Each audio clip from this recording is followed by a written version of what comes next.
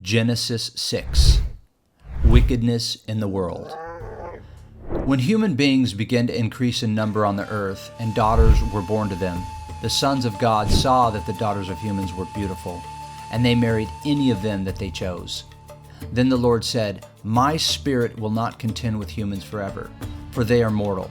Their days will be 120 years. The Nephilim were on the earth in those days, and also afterward. When the sons of God went to the daughters of humans and had children by them, they were heroes of old, men of renown. The Lord saw how great the wickedness of the human race had become on earth, and that every inclination of the thoughts of the human heart was only evil all the time. The Lord regretted that he had made human beings on the earth, and his heart was deeply troubled. So the Lord said, I will wipe from the face of the earth the human race I have created, and with them the animals, the birds, and the creatures that move along the ground. For I regret that I have made them. But Noah found favor in the eyes of the Lord. Noah and the flood. This is the account of Noah and his family. Noah was a righteous man, blameless among the people of his time, and he walked faithfully with God. Noah had 3 sons, Shem, Ham, and Japheth. Now the earth was corrupt in God's sight and was full of violence. God saw how corrupt the earth had become, for all the people on earth had corrupted their ways. So God said to Noah, I'm going to put an end to all people, for the earth is filled with violence because of them.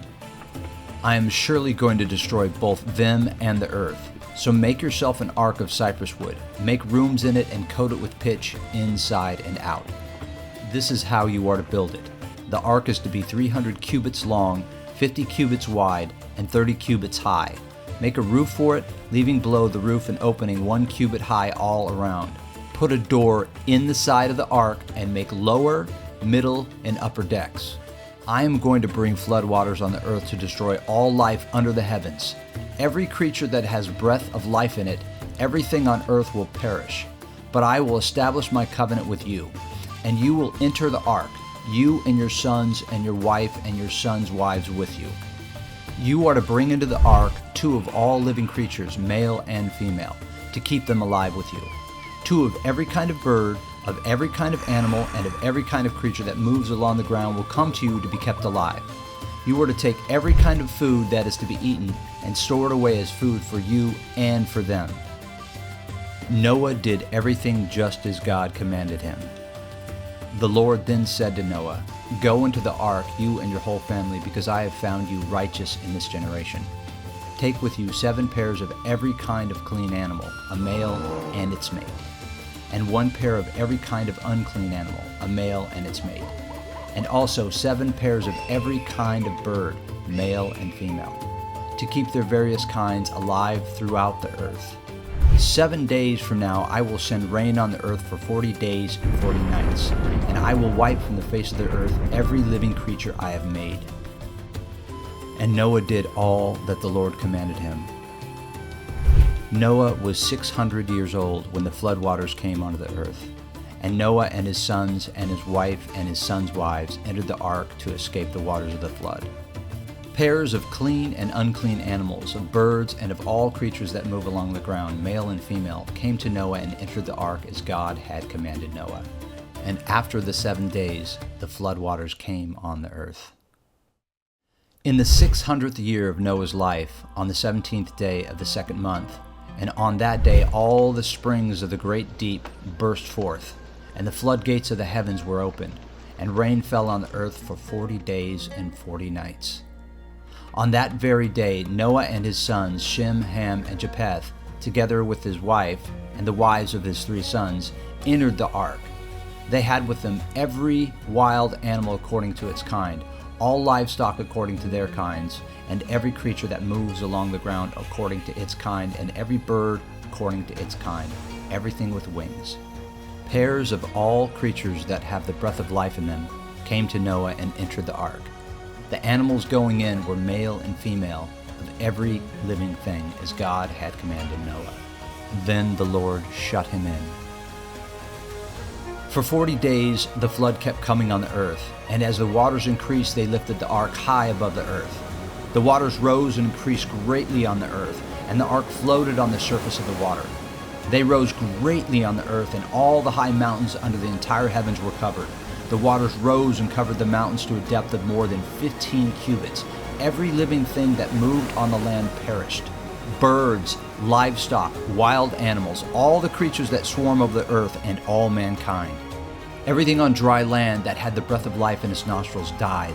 Every living thing on the face of the earth was wiped out. People and animals and the creatures that move along the ground and the birds were wiped from the face of the earth. Only Noah was left and those with him in the ark. The waters flooded the earth for 150 days. But God remembered Noah and all the wild animals and the livestock that were with him in the ark. And he sent a wind over the earth, and the waters receded. Now the springs of the deep and the floodgates of the heavens had been closed, and the rain had stopped falling from the sky. The water receded steadily from the earth. At the end of the 150 days the water had gone down, and on the 17th day of the 7th month the ark came to rest on the mountain of Ararat. The waters continued to recede until the 10th month, and on the first day of the 10th month the top of the mountains became visible. After 40 days, Noah opened a window he had made in the ark and sent out a raven, and it kept flying back and forth until the water had dried up from the earth. Then he sent out a dove to see if the water had receded from the surface of the ground. But the dove could find nowhere to perch because there was water all over the surface of the earth. So it returned to Noah in the ark. He reached out his hand and took the dove and brought it back to himself in the ark. He waited 7 more days and again sent out the dove from the ark. When the dove returned to him in the evening, there in its beak was freshly plucked olive leaf. Then Noah knew that the waters had receded from the earth. He waited 7 more days and sent the dove out again, but this time it did not return. By the first day of the first month of Noah's 601st year, the water had dried up from the earth. Noah then removed the covering of the ark and saw that the surface of the ground was dry. By the 27th day of the 2nd month, the earth was completely dry. Then God said to Noah, "Come out of the ark, you and your wife and your sons and their wives. Bring out every kind of living creature that is with you, the birds, the animals, and all the creatures that move along the ground, so that they can multiply on the earth and be fruitful and increase in number on it." So Noah came out, together with his sons, his wife, and his sons' wives, all the animals and all the creatures that move along the ground, and all the birds. Everything that moves on land came out of the ark, one kind after another. Then Noah built an altar to the Lord, and taking some of all the clean animals and clean birds, he sacrificed burnt offerings on it. The Lord smelled the pleasing aroma and said in his heart, "Never again will I curse the ground because of humans, even though every inclination of the human heart is evil from childhood, and never again will I destroy all living creatures as I have done.